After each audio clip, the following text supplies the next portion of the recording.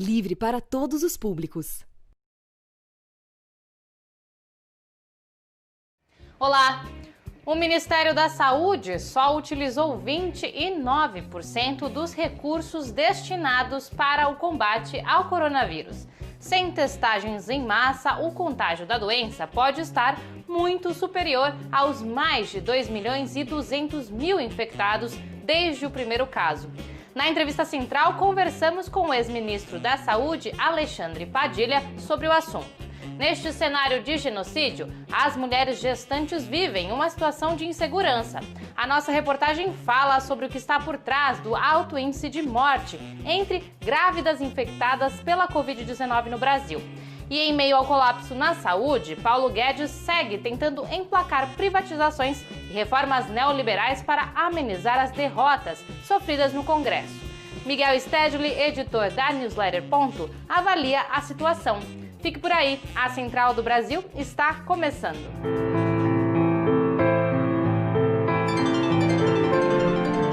Central do Brasil.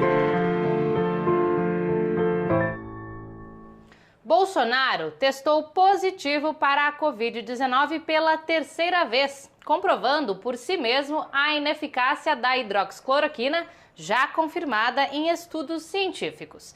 Infectado, ele aproveita para se afastar da ala mais radical e se proteger do impeachment. Frente às recentes derrotas, não só ele, mas o seu ministro da Economia, Paulo Guedes, também precisa de estratégias para não perder o cargo. Vamos acompanhar a análise do editor da Newsletter Ponto, Miguel Stedley. Embarque imediato.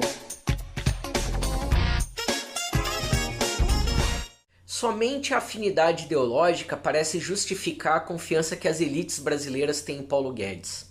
O posto Ipiranga do governo Bolsonaro e da Avenida Paulista acumula fracasso sobre fracasso.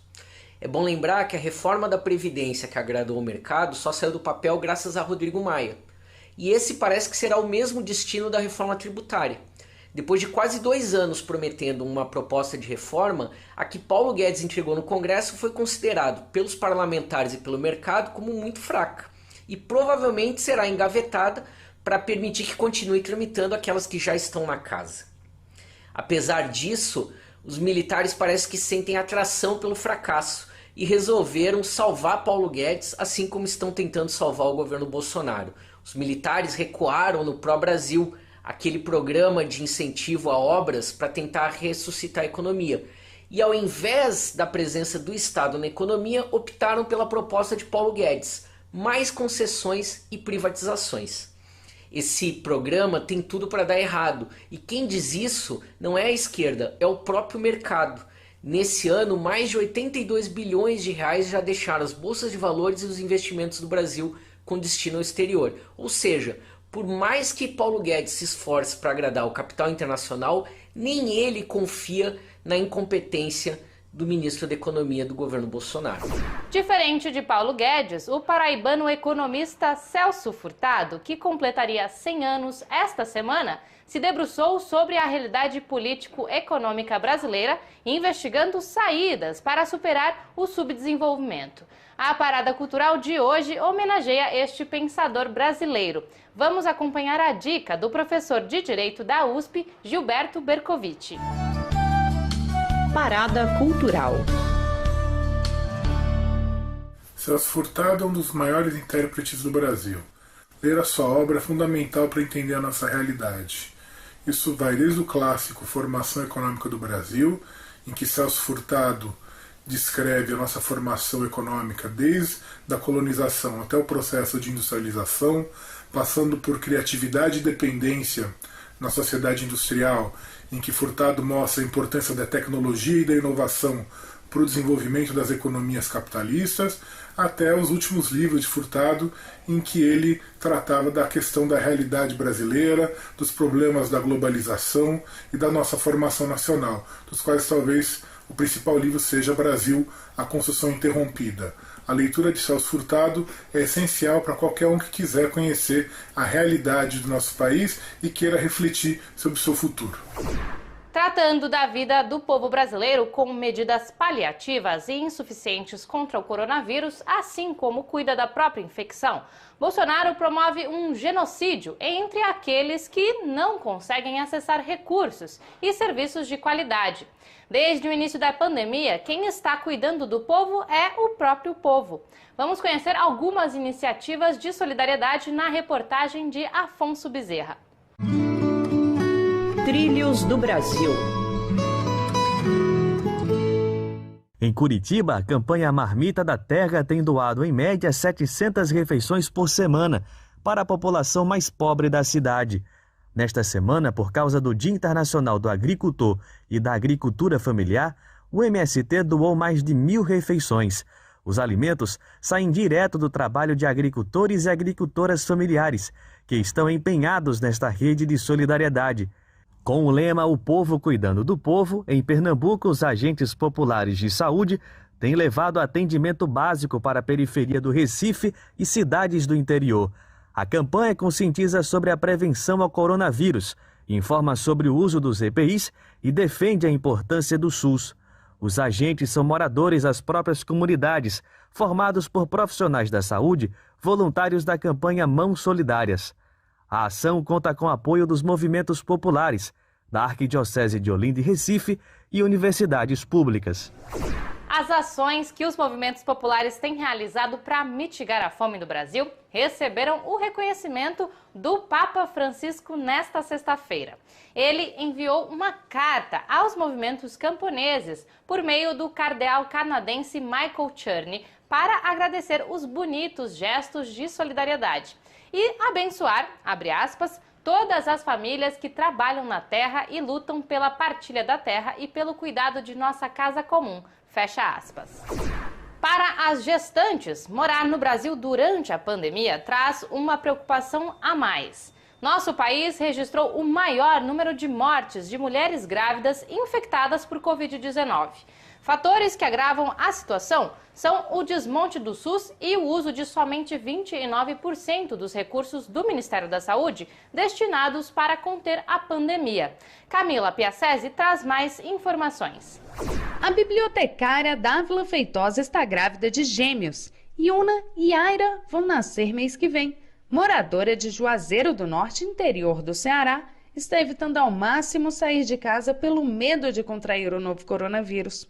O receio não é à toa. Um estudo feito por um grupo de enfermeiras e obstetras ligadas à Unesp, o Fiscar, IMIP e o FSC, divulgado no dia 9 de julho, constatou que 77% das grávidas ou puérperas mortas por Covid-19 são brasileiras. Para Dávila, a situação é preocupante. E vivendo nesse período, nessa situação, é muito pior devido às consequências também psicológicas, financeiras. O estudo revela uma taxa de mortalidade pela Covid-19 de 12,7% na gestação e no pós-parto. O número é superior às taxas mundiais, mas, para a pernambucana médica obstetra Leila Katz, que trabalhou na pesquisa pelo IMIP, esse dado não surpreende, devido ao elevado índice de mortalidade materna e à falta de recursos financeiros para o Sistema Único de Saúde, o SUS. Isso faz, então, com que muitas vezes a gestante ela não tenha um pré-natal adequado para identificar esses riscos. A maternidade que ela tem como referência é longe, não existe um sistema de referência e contra-referência, e ela não encontra, então, um suporte para exatamente recebê-la quando ela, assim, está grave. Durante a pesquisa, 978 mulheres grávidas e no pós-parto foram diagnosticadas com coronavírus. Apesar dos dados assustadores, a médica obstetra Lúcia Ró observa um outro problema: o número grande de complicações no parto pela falta do pré-natal, que não está sendo feito em algumas cidades por conta da pandemia. E aí a gente tem as mortes que são efeitos colaterais da pandemia. Então, mulheres com diabetes descompensados que estão chegando com bebê de tempo, morto intraútero por descontrole de diabetes. Mulheres que têm descolamento de placenta porque têm os hipertensivos. E a situação brasileira pode ser ainda mais grave. Com o coronavírus se espalhando sem a realização de testagens em massa, o número de infectados pode ser muito superior aos 60 mil casos comprovados somente nas últimas 24 horas. Jonatas Campos conversou sobre o assunto com o deputado federal Alexandre Padilha, que foi ministro da Saúde. Entrevista Central. Olá, hoje a nossa entrevista central é com o médico, deputado federal pelo PT de São Paulo e ex-ministro da Saúde, Alexandre Padilha. Ministro, obrigado pela sua participação. Deputado, a taxa de cura dos pacientes com Covid-19 é 50% mais alta em hospitais privados. Isso pode ser um retrato da desigualdade social no Brasil. Então, minha primeira pergunta para você é: como está a proposta de fila única dos leitos? E eu queria que você nos explicasse como ela funcionaria. E esse indicador que mostra que a mortalidade é a metade nas UTIs privadas comparado com as UTIs públicas, num primeiro momento pode fazer com que as pessoas pensem: o atendimento que está sendo feito na UTI privada tem mais qualidade do que na UTI pública. E quando a gente aprofunda o estudo, não é exatamente isso que acontece. O que acontece é que as pessoas demoram mais, quem só tem o SUS para atendimento demora mais para conseguir chegar na UTI, então chegam num estágio mais grave.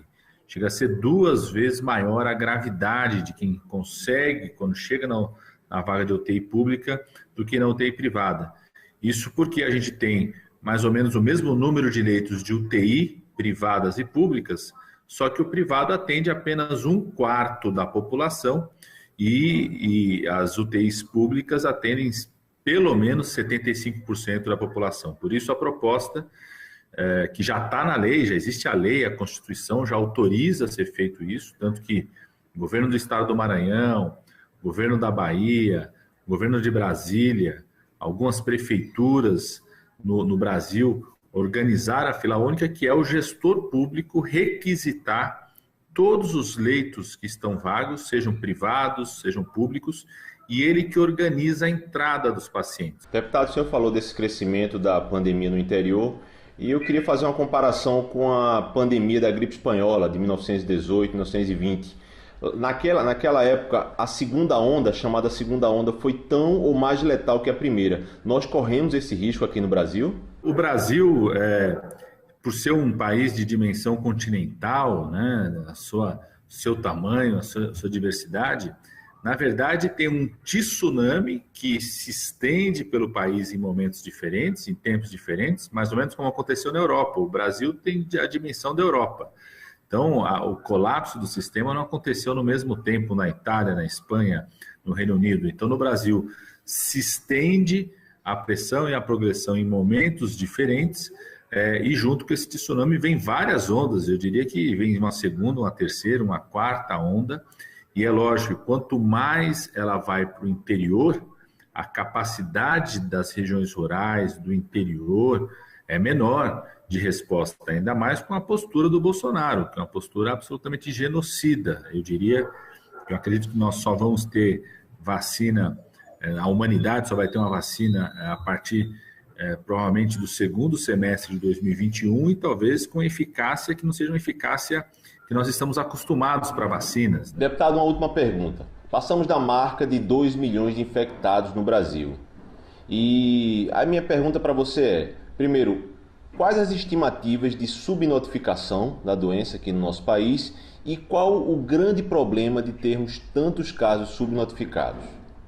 Vários estudos estão sendo feitos que apontam uma subnotificação de 6 a 7 vezes o número de casos confirmados. Ou seja, o Brasil tem mais de 2 milhões de casos registrados. Nós, na verdade, deveríamos ter em torno de 14, 15, 16 milhões de pessoas que foram infectadas. Esse grau de baixo registro tem a ver porque o Brasil faz poucos testes.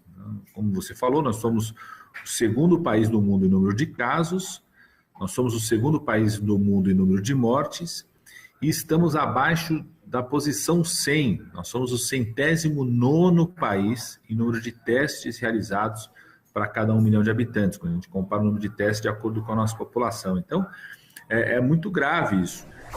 Eu fico por aqui, mas você pode embarcar na Central do Brasil pelo Instagram, @Programa Central do Brasil, e em todas as plataformas de podcasts, como Spotify, Deezer, Pocket Casts, Google e Apple Podcasts. A gente volta na segunda-feira.